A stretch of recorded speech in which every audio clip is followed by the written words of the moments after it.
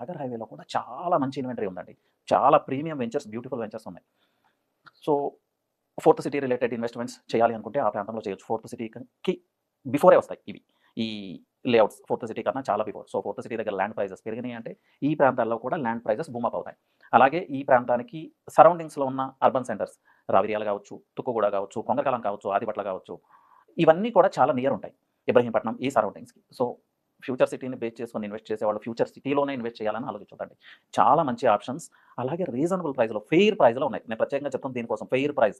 So, organic price. మనమందరం అనుకునే organic ప్రైస్‌లో దొరకట్లేదు, అఫోర్డబిలిటీ లేదు అనే కదా మన కంప్లెయింట్. ఆ ఫెయిర్ ప్రైస్‌లో, ఆ మార్కెట్ ప్రైస్‌లో చాలా అంటే చాలా ప్రీమియం వెంచర్స్, చాలా మంచి డెవలప్‌మెంట్స్‌తో ఆల్రెడీ పీపుల్ అక్కడ నివసిస్తా ఉన్నారు. ఇది చాలా ఇంపార్టెంట్. ఇప్పుడు ఎప్పుడో వెంచర్‌లో ఫ్లాట్స్‌గానే ఉండి 10 ఇయర్స్ కూడా హౌసెస్ రాకపోతే ఆ ప్రైస్ మనం చెప్పుకోవడానికే గానీ రీసేల్ విషయంలో చాలా ప్రాబ్లమ్స్ ఉంటాయండి.